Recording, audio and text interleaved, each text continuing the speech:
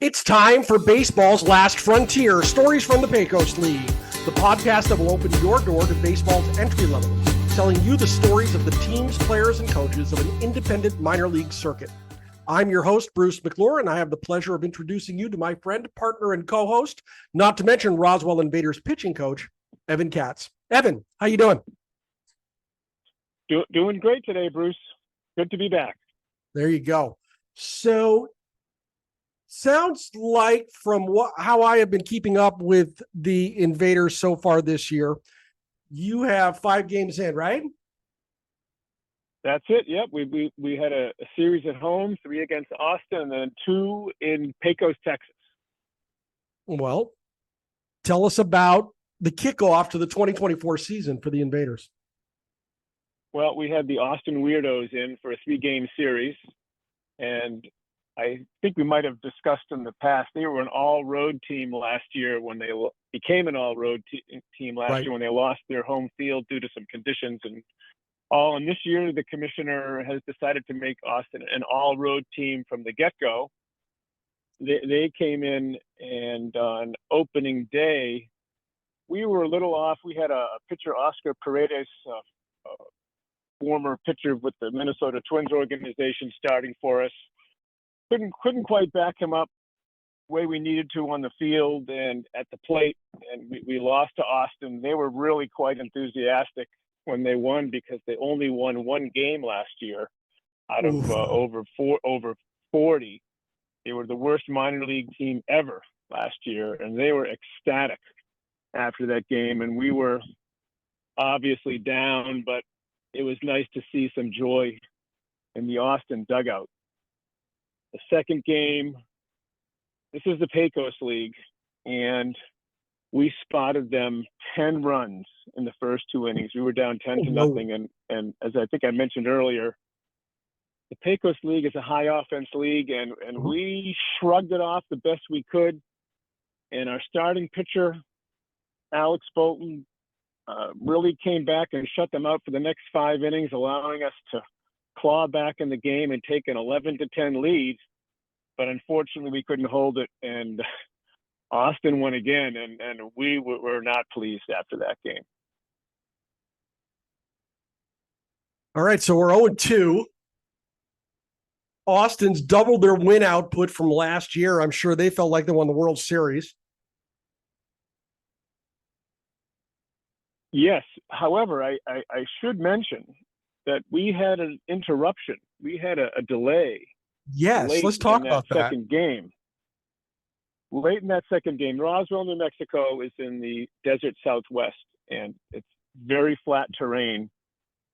And weather systems have a way of having secondary effects. That was a day there were some thunderstorms, not that close by, maybe 20, 30 miles away. But what happens, because of the intense heat of the sun, the clouds build.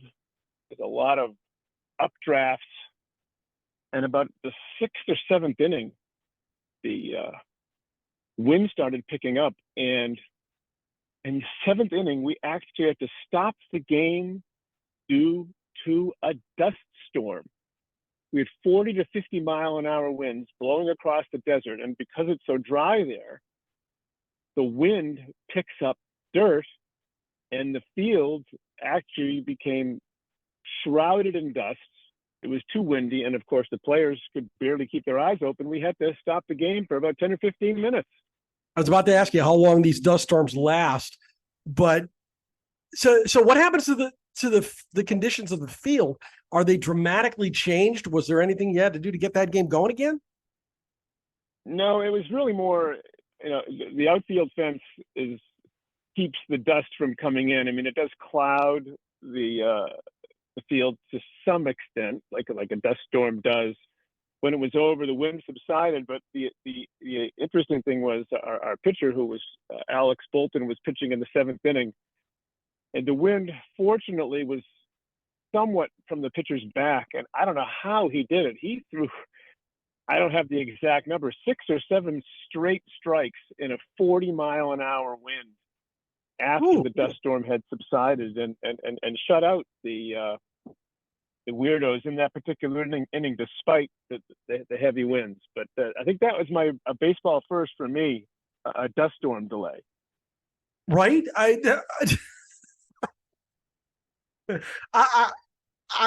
saw a couple of the pictures of it that you had sent me, and I'm trying to process being in a dust storm. I've never really seen it before. You see a little wind kick up some dust in the back lot somewhere, but nothing like that.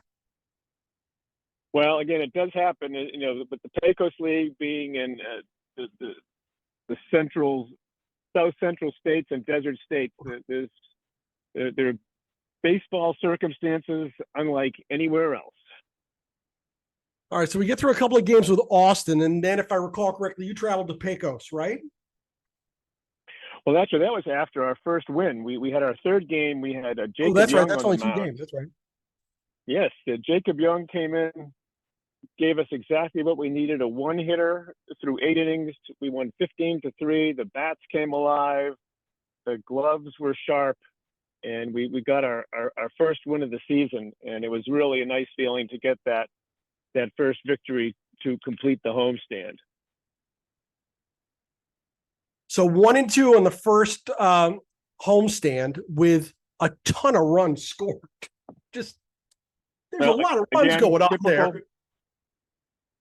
Typical, the Pecos League, the average team scores 10 runs a game. And actually, I think it's probably worth mentioning the second game, we were down 10-0. Someone had watched the online scores from the night before in Santa Fe, which is a slightly higher altitude. I think it's about an 8,000 foot altitude with a right field line less than 300 feet. And I am not making this up. Santa Fe fell behind by 15 runs, I think, on their second game of the season or the night before. And they came back and beat the opposition 27-26. Oh my God, that's like that one Cubs game. Do you remember that Cubs game from years ago? The 23-22 game. Yes, Cubs Phillies. Oh my! Those were the days. That's the kind of thing. That's the kind of thing where we're down 10 runs, and Garrett Tommy, the manager, said, "Look, we're going to stick with the plan. We're going to try to chip away." We did. Unfortunately, we couldn't hold the lead, but that is part of what makes the Pecos League so interesting. It's the dust storms and coming back from 10 and 15 run deficits to make it a ball game. Yeah, here's the box score from, I believe it is the 30th of May, 27-26. Wow.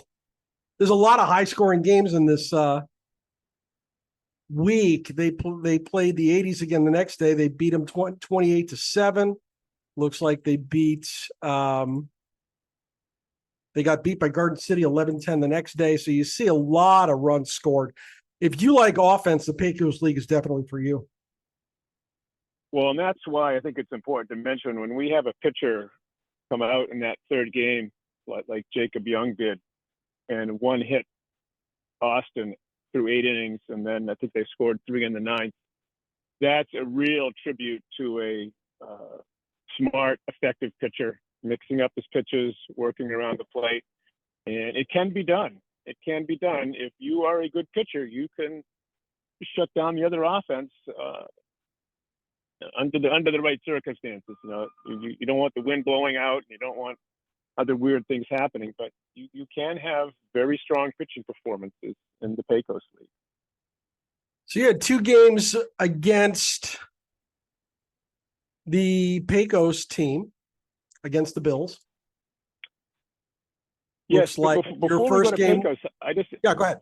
I want to tell you about. I had on the ride to Pecos, I gave a ride to 2 players just to bring you back. We talked last week, the spring training camp, and we were a little short on housing. And Yes, the family I'm staying with, the Swensons, who have been supporters of the Pecos League for many years, were asked to bring in a couple of players for a couple of nights. They've been host family for many years, and this year they decided they were going to back off, and they decided to take on a 68-year-old coach as a host family to kind of dial things down.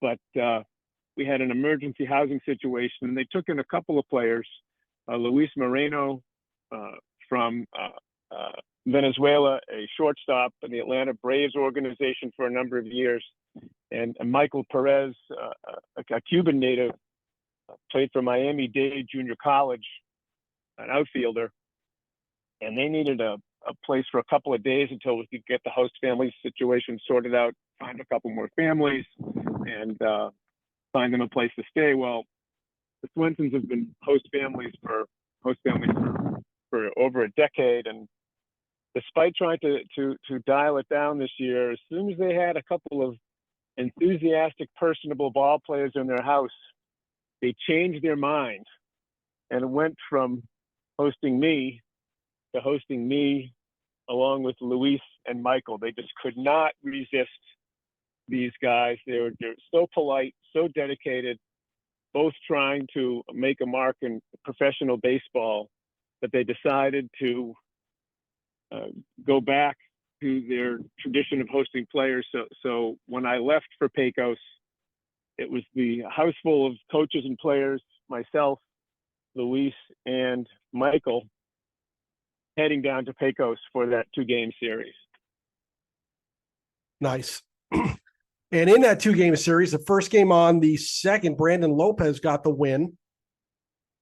Yep. 4 earned runs on just a scattering of what was it, 17 hits, I think.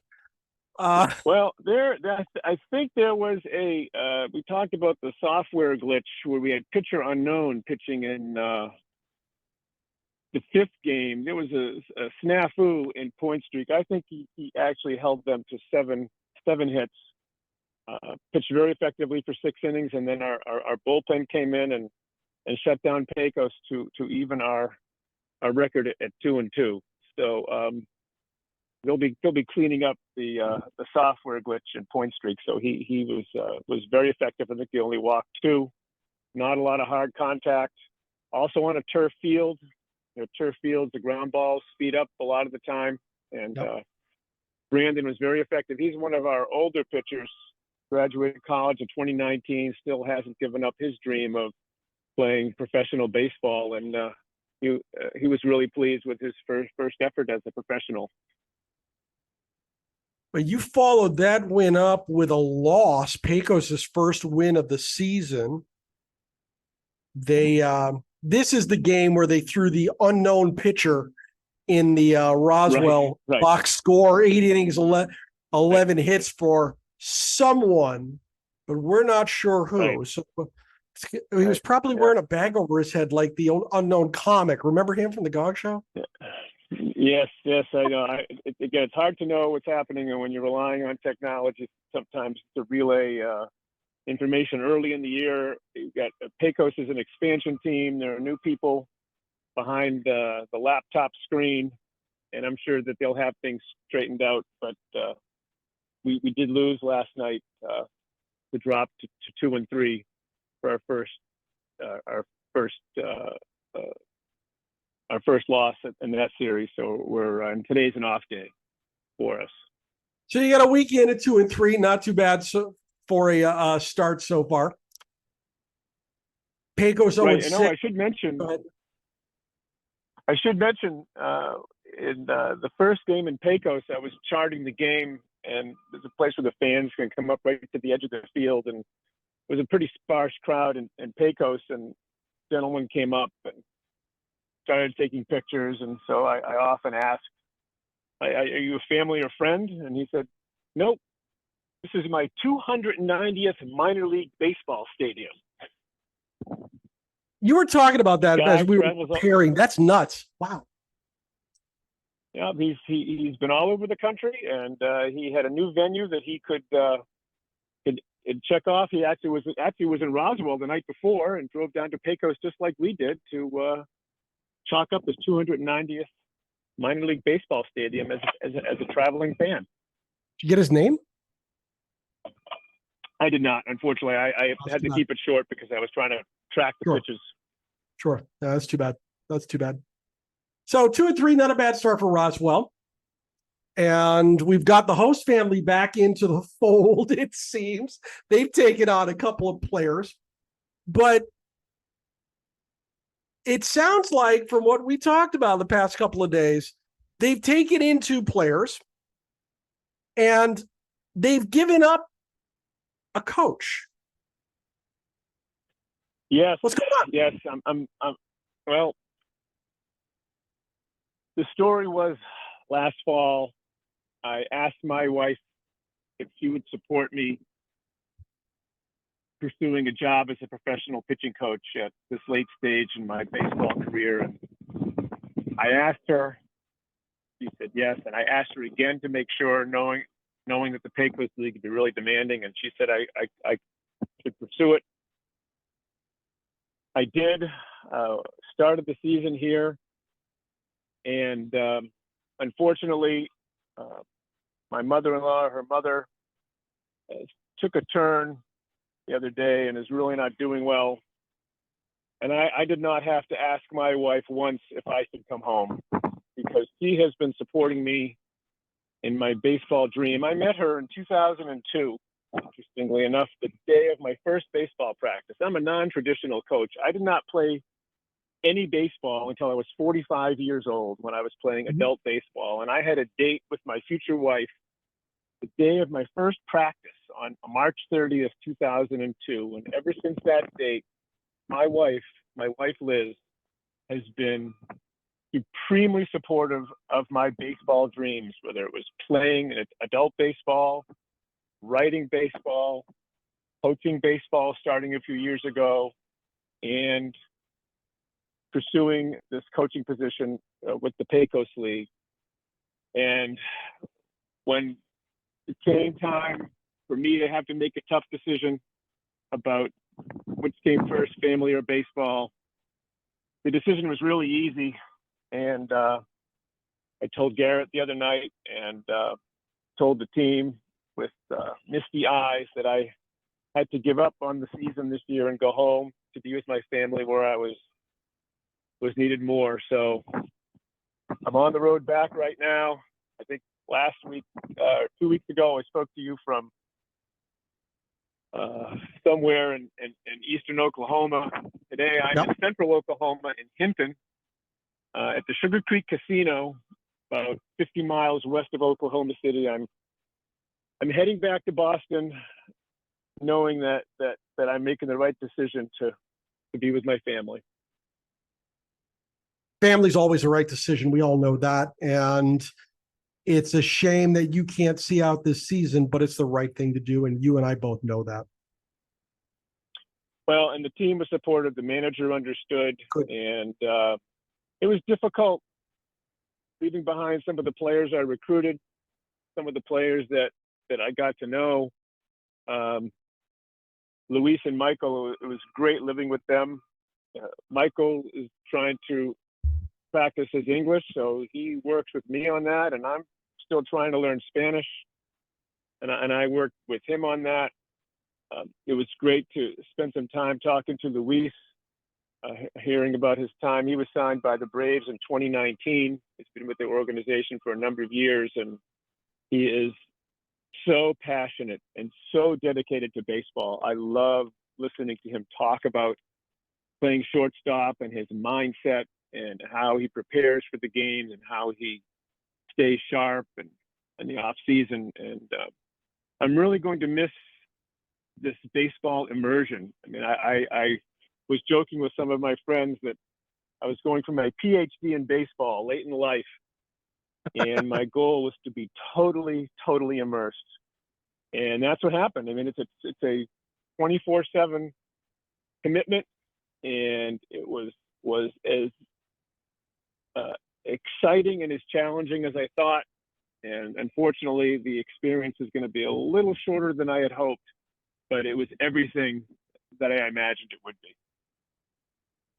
There is a phrase that all 30 Major League Baseball teams and their fans have said at one time or another: in our lives. Do you know what that is? I've heard a lot of baseball phrases, but you go first. Wait till next year. Well, wait till next year. And there's another phrase that I think also is very apt What's that? for this moment and for many other baseball moments that I use. If you love baseball, it'll love you back. That's right. I agree.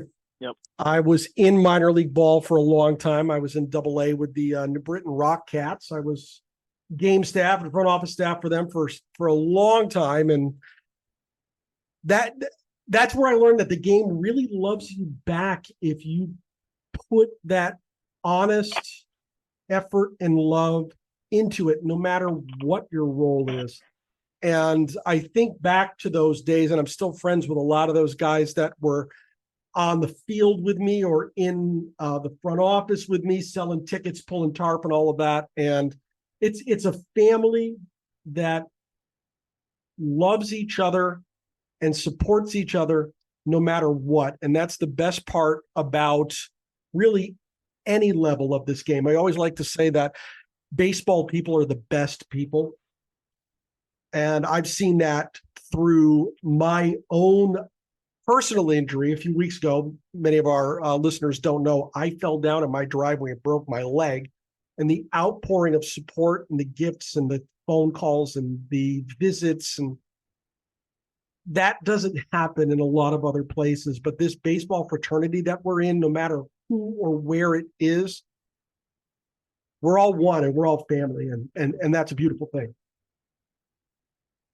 Well, we'll be able to talk about this some more, I'm sure, but I came into this with incredible support from my baseball friends, my personal friends, the baseball family that I had that includes many coaches and I've learned over the years that shared their knowledge. And it was really very easy to do, knowing that I had those people behind me. But the other thing is, when you have to make a difficult decision like this and at least walk away from baseball, I think just temporarily, people also understand, as you say, family is the most important thing. Baseball will always be there, and your family, they're the ones that you support them when they need you. And then when it comes time to pursue baseball again, your family will help you out again, just like my wife has done over the years. That's right. Spot on. Let's shift gears for a second. I want to talk to you about how these players eat. How are these guys paid?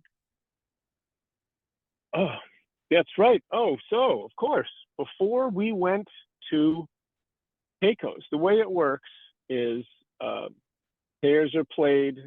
We pay them before we go on the road, so they'll have some cash, and they get money from a bunch of different ways. The player pool, there's money that goes to the league to support the league, rental, field rental, and cost of baseballs, umpires, that sort of thing. When a player hits a home run, they pass the hat, and the player that hits the home run gets half the proceeds. A pitcher strikes out 7, the same thing happens. Pitcher strikes out the side, same thing happens. And in addition, when a player breaks a bat, we bring it into the clubhouse after the game, the players sign it, and then we raffle it off. And half the money goes to the player, so he can buy a new bat, and half the money goes into the team pool. And the last week when we paid the players, they got about $40 to take on the road with them. And Michael, my housemate, who hit a home run one night, he had an extra $38 for his half of the pass the hat proceeds when he hit a grand slam in the 15-3 game.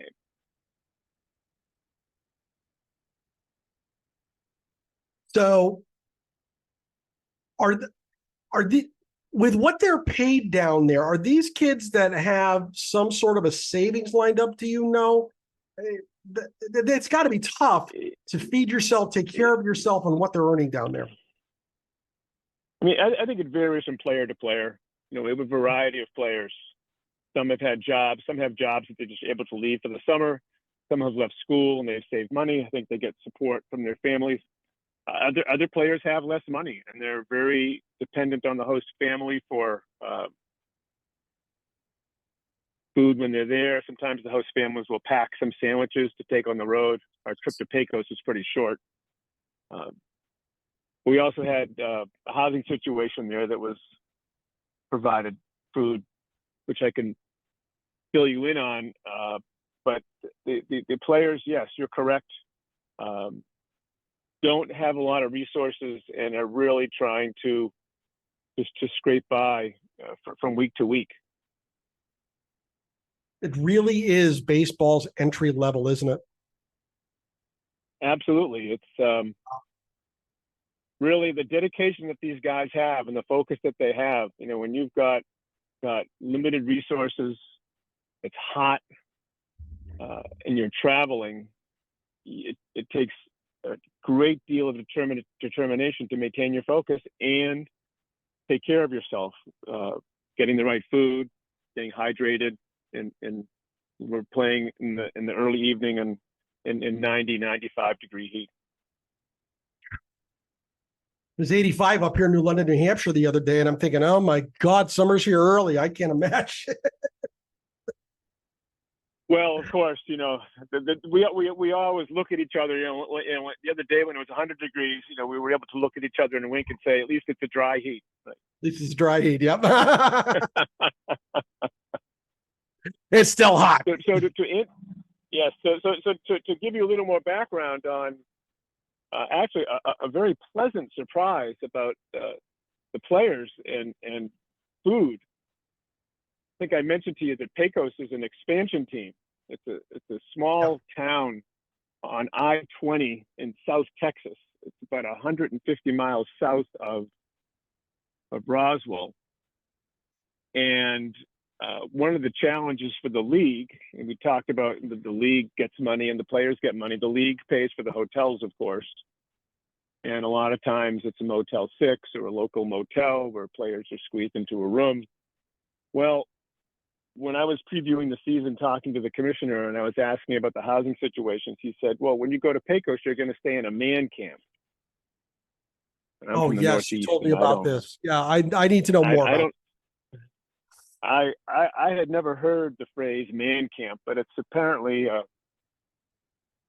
it's a accommodations for oil field workers. Pecos is in the middle of the West Texas oil country.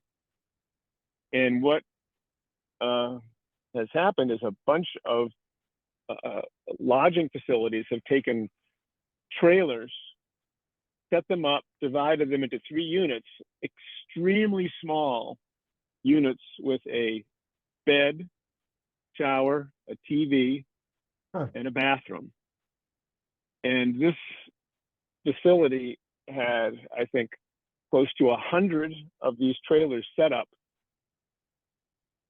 We checked in, and I was not really clear on the where this rated in terms of Pecos League housing. But when we checked in, and I was talking to Garrett, and we found out that they have a gym, a swimming pool, and free food. But Garrett, this is unbelievable. This sounds really good. He said, Evan, this is the best accommodations in the Pecos League. The players get a single room, and free food. It was like staying in a 5-star resort. You know, so you get this impression of a man camp. You've got a lot of guys in overalls and gigantic pickup trucks coming in and eating in a cafeteria where they have fresh food. I think we had for dinner one night we had the option of beef stroganoff and spaghetti and meatballs, Brussels sprouts, fresh vegetables, mashed potatoes, gravy, Caesar salad, a dessert bar, all the water you can grab. It was like be on a cruise, going down to a cruise dinner with these guys. So they were thrilled because, of course, with the games, we go to the park in the afternoon, they eat before, but they come home from the games at night, and these guys are starved. Right? They had access to food, and it was really a very nice surprise for a lot of those guys. My father used to say, if it's free, it's for me, especially if it's food. So, yep. Looks like we should be talking about what's going to happen this week for Roswell. They'll play 3 games at home, the 5th through the 7th, Wednesday, Thursday, Friday, 2 games against Alpine and 1 against the Trinidad Triggers before they go to Trinidad for the weekend. Any thoughts on matchups or anything like that in these games, or do we not have enough intel? It's a little hard to tell from Hinton, Oklahoma. I haven't talked to Garrett since I left, but one of the things, again, this is the other thing about you. You mentioned that Trinidad is. So we've got 2 games against Alpine at home. Trinidad comes in for 1 game, and then we go to Trinidad. And I remember last winter when I was looking at the schedule, you're always proofreading and making sure you understand what you're facing and that it looks accurate. And I sent an email to the commissioner and I said, is this a mistake? Isn't this game against Trinidad after Alpine is in town? It says it's a home game and then we go to Trinidad. That must be a mistake, right? That we played Trinidad at home and then drive to Trinidad to play them again. He said, no, that's intentional. This is what happens in the Pecos League. So Trinidad is on the road. And what happens in order to take some of the sting out of the travel, Trinidad stops in Roswell on its way back to Trinidad to break up the ride back. So we play them one night in Trinidad, in Austin, in Roswell. And we go to Trinidad for a couple of games. And if I don't have the schedule in front of me, I think do they come back for another one? You come, Roswell is home for 3 games a week, the 10th. The Trinidad does return to Roswell on the 27th, 28th, and 29th. Oh, okay. There's another series that I think we have later on where the team that we play them at home, we go to their park for some games, and they come back with us as they begin their road trip. So this is one of the ways with very long travel distances. Pardon me? I believe that's Tucson, isn't it? Right, I think so. But this is, again, one of the things about the Pecos League, because the distances are so long, the league tries to be creative to come up with ways to make the travel manageable. And they do that by having teams play these 1-game series and then flipping to the other park and then coming back again sometimes, just to make the travel a little more manageable for the teams. Well, you've got 3 shots to see the Roswell Invaders this week, June 5th, 6th, and 7th. They'll play Alpine at 6:30 local time, the 5th and the 6th. When Trinidad comes in on the 7th, that's a 4 o'clock game. And if you're in the area, tickets, schedule information, and more are available at roswellinvaders.com and at the ballpark. Live streaming options are available at roswellinvaders.com too. And before we go, if you're a hardcore baseball fan, and you have to be listening to a podcast about the Pecos League, because we're a niche, that's for sure. But if you're a hardcore baseball fan, you need to join the Society for American Baseball Research, the premier baseball community. Offering an amazing baseball buffet of options to explore your fandom, SABR boasts more than 35 different research committees, over 70 regional chapters, and innumerable opportunities to connect with baseball minds across the world. For more information, go to sabr.org/join today. For Evan Katz, my name is Bruce McClure. This has been fun today. We're going to do it again. Don't worry. I think we've got 1 or 2 more in us when Evan gets home to Boston. But for now, we're going to let you go. Have a great night, everybody.